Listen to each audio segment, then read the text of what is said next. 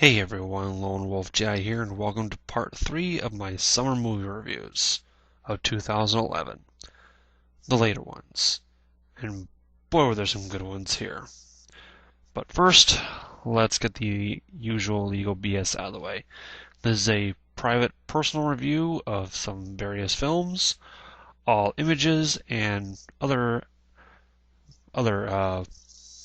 pieces of work are copyright their own companies. No copyright issues are intended. And now, without further ado, let's get started. The first one is probably one of the biggest movies this summer. Harry Potter and the Deathly Hallows Part 2. Now, normally I'd say what it's based off of, but if you don't know who Harry Potter is, then what rock have you been living under for the past 10 years or so? Also, I have not read any of the books, and there are 3 films I have not seen: Prisoner of Azkaban, Half-Blood Prince, and Deathly Hallows Part 1. But in the case of all those, my youngest niece, who is a big Harry Potter fan, gave me the basics of each.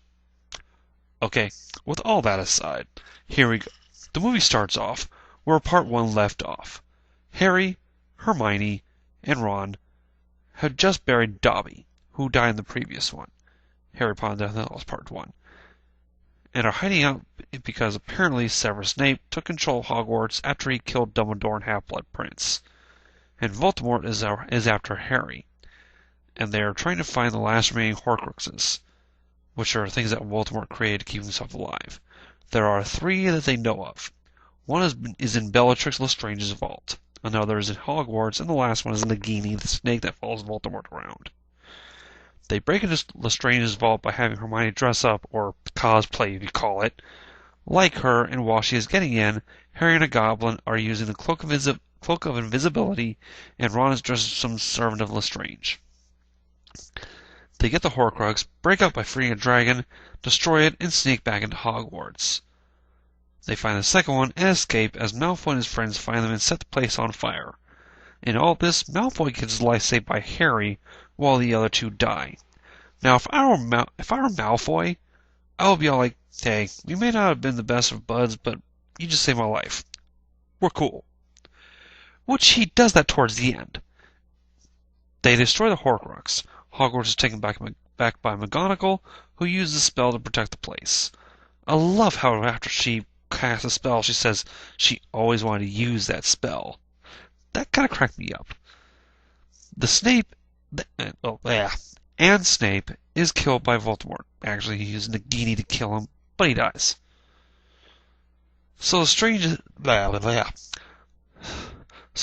is set for the final showdown, and rather than risk everyone's lives, Harry goes to the forest to Voldemort and ends up getting killed via Avada Kedavra, the killing curse, which is the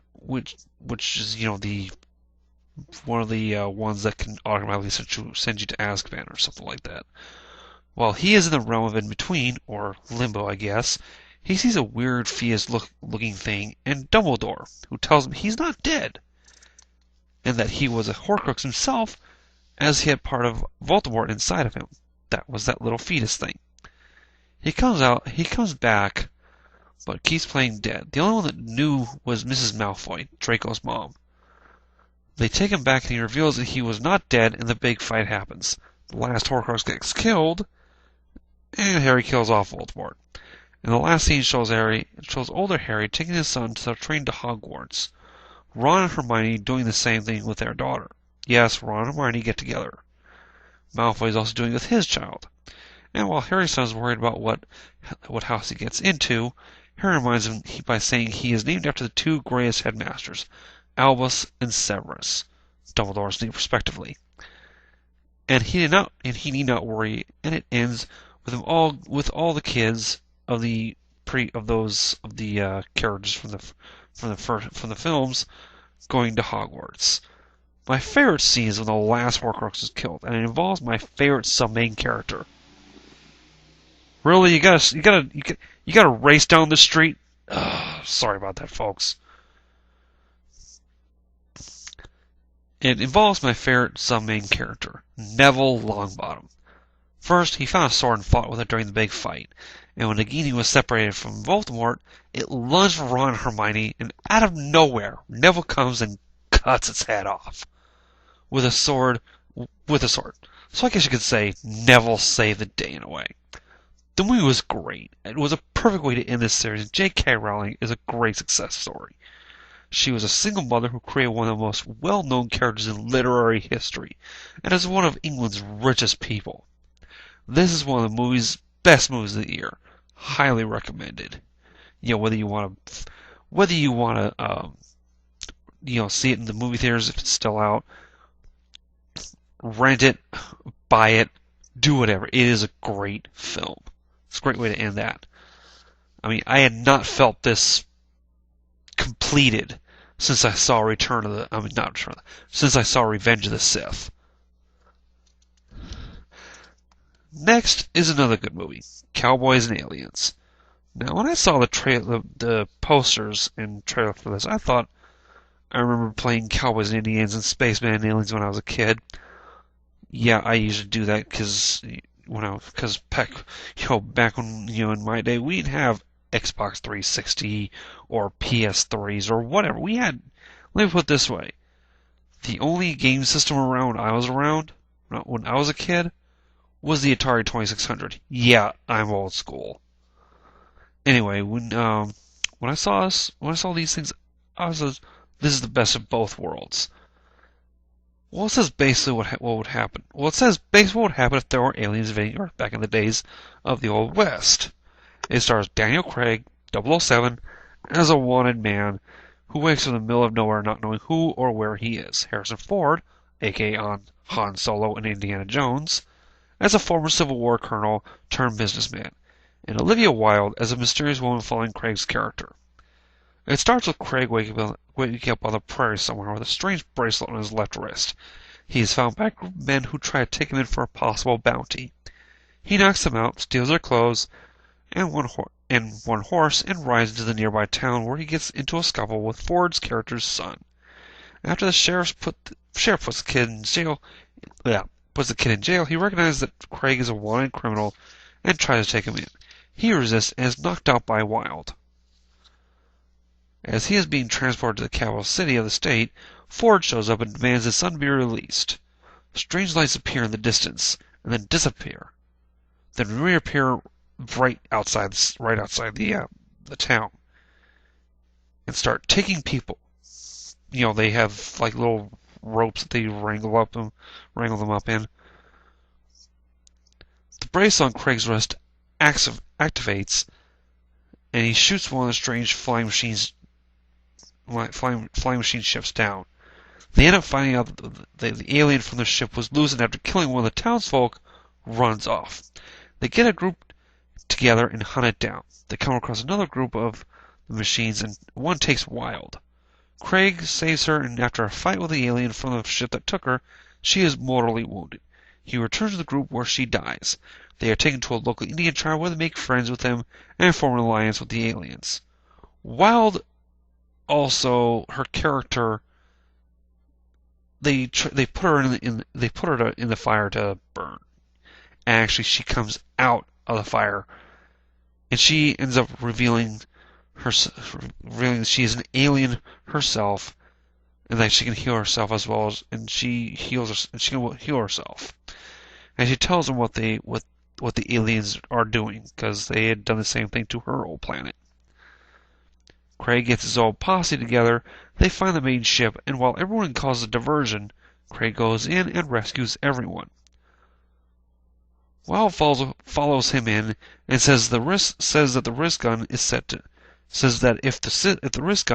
to overload and thrown at the main core of the ship, it will be destroyed. She takes it and makes her way to the core, and while they are trying to escape, sacrifices herself, destroying it. The movie ends with everything going back to normal. Craig was listed as KIA. Craig's character was listed as KIA, kill in action, therefore exonerating him. Ford starts over and makes his son his business partner. This was a good movie. Good deal of action. Decent storyline, and as I said to other people in both real life and online, you can't go wrong with Han Solo. Why? 'Cause he shot first. Next is the other movie that should see a good deal of Academy Award nominations. The Help. Remember in the last video I said that Super 8 should see some? This is the other one I talked about. Based on the book of the same name, and it is about black women servants in Jackson, Mississippi during the 60s, and how they were mistreated by their bosses. Excuse me, I'm going to take a drink of something here.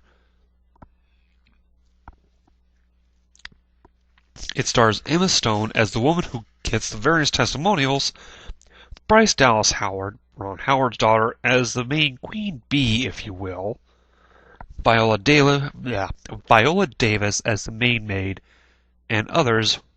There are various other people in this. One of the people me and my youngest niece recognized is a black guy who worked at one of the restaurants. When we first saw him, my niece nudged me and said it was Lafayette from True Blood. Yes, I am a fan of True Blood, and Lafayette happens to be one of my favorite characters. I think he's like my second favorite male character behind Eric Northman. Basically, that is the story. These women were housekeepers, maids, nannies, because the women back then were too lazy to do any of that stuff, to raise their own kids. The main one said she raised something like 16 kids and only 4 were hers. That's Viola Davis' character. Another went from having Howard's character as a boss, and needless to say, she was a bitch. She was a bitch throughout the entire movie. She then went to another one who treated her better.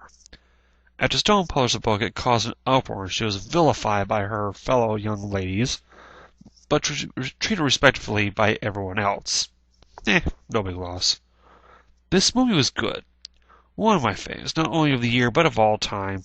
Mainly because it deals with actual events, and it is true. My favorite scene is when one of the other main black maid goes to apologize to Howard's character, Hilly, as her name is, and she brings her a pie. She was eating it, and first she didn't want to tell her, but after Hilly insisted her mother, played by Sissy Spacek, to have a piece, so that prompts her to say, "Eat my shit." Hilly says, "What did you say?"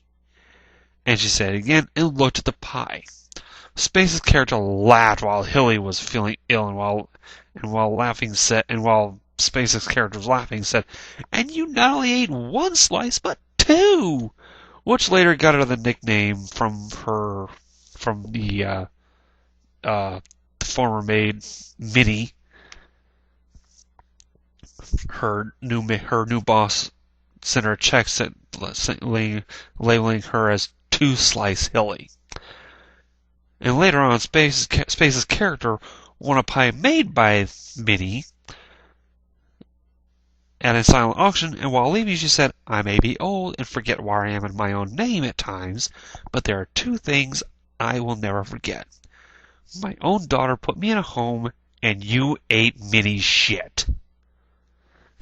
Oh man, that was just like, oh. And they weren't going to put that in the part of the book, but decided they needed a trump card, and after Hilly read that part, she went ballistic. Now, when I saw this movie, I saw it at the regular theater that I normally see it at, which is my works theater.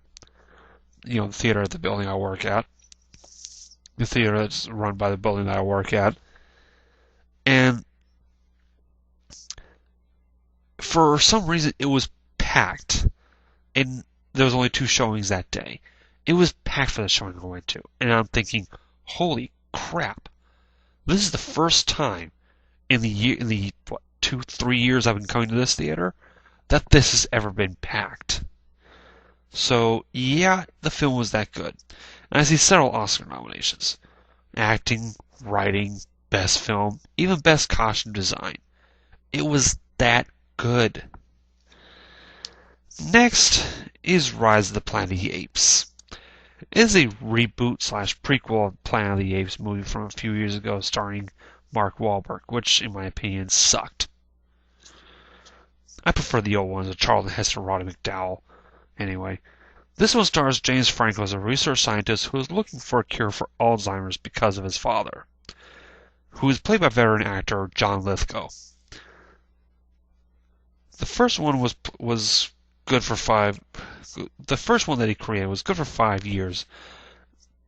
It was good, but after 5 years, his father's body was rejecting the cure. So he developed a newer one, but it actually was bad for humans. As a matter of fact, it kills them because one of his friends at the place that he worked got infected, and after infecting Franco's neighbor, dies. I'll get to that part a little bit later. The part about the Franco's neighbor, which, by the way, I kind of felt sorry for that guy throughout the movie because a lot of shit was happening to him. But the story revolves around Caesar, the main ape, and how Franco was raising him and taking care of him. After an incident with a neighbor, even though he was a complete asshole, I feel bad for him for all the stuff that happens to him. Anyway, after this incident with a neighbor, Franco was forced to take Caesar to an ape preserve, which was not what he expected because they were mistreated by the guy who ran it, as well as his son, who was played by the same person who played Draco Malfoy in Harry Potter. After befriending the apes there and giving them all the new cure, Caesar organized an escape and frees all the apes from the zoo. And they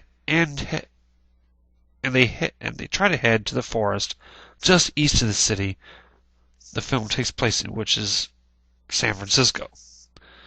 The climax is the last day on the Golden Gate Bridge, where the San Francisco police force is waiting for them, and most make it. After that, Franco goes to the forest, and after one knocks him over, Caesar saves him, and Franco tells Caesar to come home with him, and Caesar, while hugging Franco, says, "Caesar is home." It ends with the neighbor going to work, and his nose is bleeding. And from an earlier scene from the friend of Franco's, we remember that is how we know that he has a disease.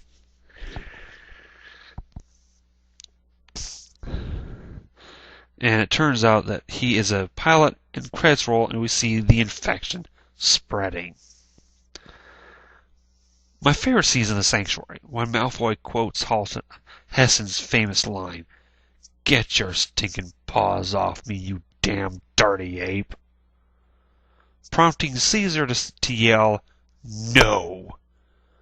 Of all the people to give that line to, they gave it to Malfoy. This movie was alright to me. Blockbuster Critic here on YouTube put it best by saying it was decent.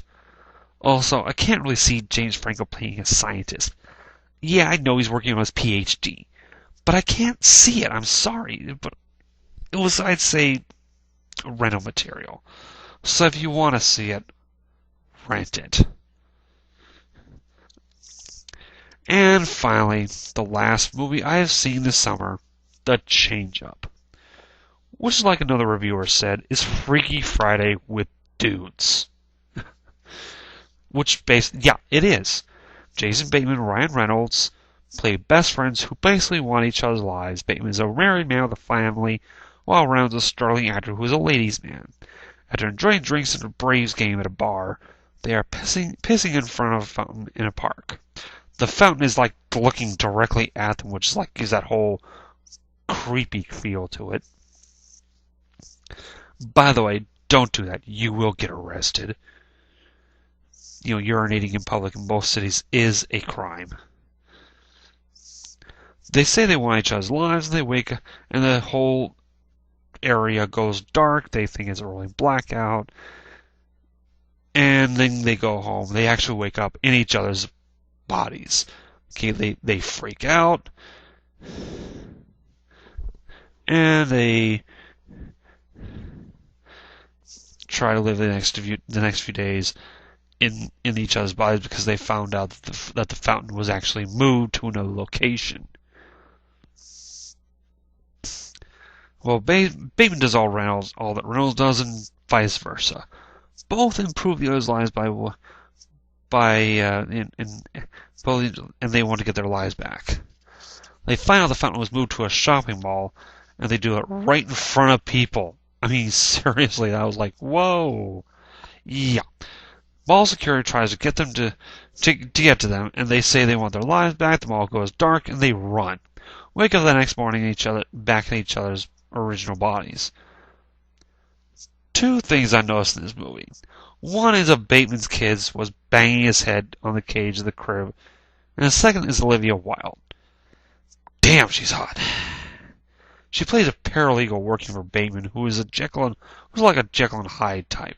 No nonsense type at work, but a wild, pardon the pun on her name, person outside of work. She ends up getting with Ryan Reynolds' character at the end. Lucky dog.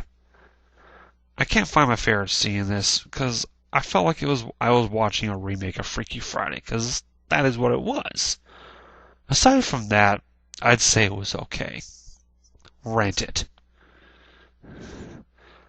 Well, that's it for my summer movies. And the non-comic book movies, I would say the best was Harry Potter, followed by Super 8, The Help, Cowboys vs. Aliens, Soul Surfer, Horrible Bosses, Rise of the Planet of the Apes, The Change-Up, Bad Teacher, and Bringing Up the Rear, Pirates of the Caribbean on Stranger Tides. That is my opinion on how these movies rank. Other people may have theirs, but that is mine. Well, that's it for my summer movies. There are some coming out soon that I plan on seeing, one of them being Contagion, but I'll do a separate review for that. Until my next video, this is Lone Wolf Jazz saying thank you all for watching, and I'll see you all next time. Take care of yourselves. You think you know me?